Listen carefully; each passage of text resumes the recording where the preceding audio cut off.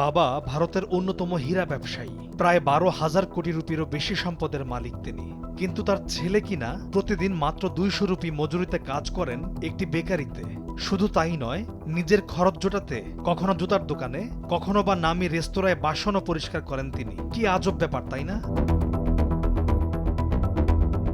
ভারতীয় একটি সংবাদ মাধ্যম জানিয়েছে, গুজরাটের স্বনামধন্য হীরা ব্যবসায়ী ও ধনকুবের সাবজি ধানজি ঢোলাকিয়ার 4 জন সন্তান। আর এই 4 সন্তানের একজন হলেন বেকারি, জুতার দোকান কিংবা রেস্তোরাঁয় বাসন পরিষ্কার করা এই ছেলেটি, যার নাম দ্রব্য ঢোলাকিয়া।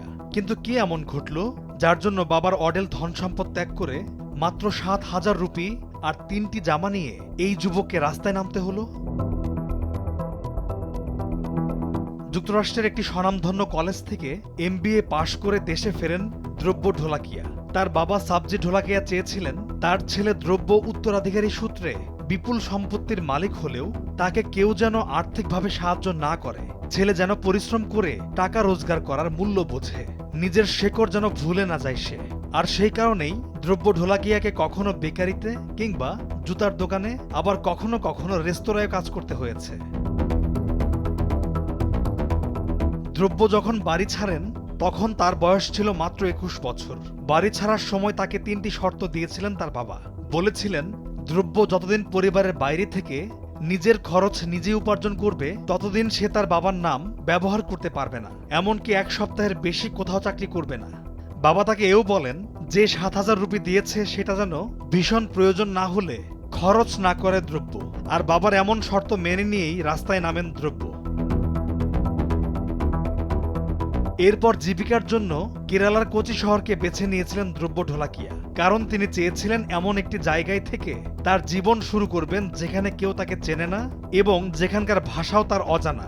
এরপর কেরালার কোচি শহরে গিয়ে চাকরির খোঁজ করলে প্রায় 60টি প্রতিষ্ঠান তাকে চাকরি না দিয়ে ফিরিয়ে দেয়। অবশেষে তার কাজ মেলে বেকারি, জুতার দোকান কিংবা খাবারের দোকানে। মাসে মাত্র 4,000 রুপি রোজগার করে বহু কষ্টে দিন পার করতেন দ্রব্য। দৈনিক 40 রুপি খাবারের জন্য আর 250 রুপি খরচ করতেন থাকার জন্য। তবে এই সামান্য রোজগারে তার মাস চলত অনেক কষ্টে। এইভাবে 1 মাস চলার পর বাড়ি ফেরেন দ্রব্য।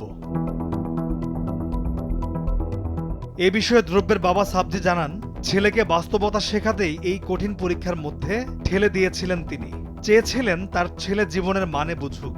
হরিকৃষ্ণ এক্সপোর্টস প্রাইভেট লিমিটেডের প্রতিষ্ঠাতা এবং চেয়ারম্যান এই সাবজি ধানজি নিজেও সোনার চামচ মুখে নিয়ে জন্মাননি। বাবা মায়ের টানাটানির সংসারে পড়ালেখা হয়নি তার। মাত্র 4র্থ শ্রেণী পর্যন্ত পড়ালেখা করতে পেরেছিলেন তিনি। দীর্ঘ লড়াইয়ের পর আজ তিনি গুজরাটের একজন শীর্ষস্থানীয় হীরা ব্যবসায়ী। তবে ছেলে দ্রব্য ঢোলাকিয়াও তার বাবার নেয়া এই কঠিন পরীক্ষায় সাফল্যের সঙ্গেই পাশ করেছিলেন। পলাশ খান, নিউজ ডেস্ক, ভোরের কাগজ।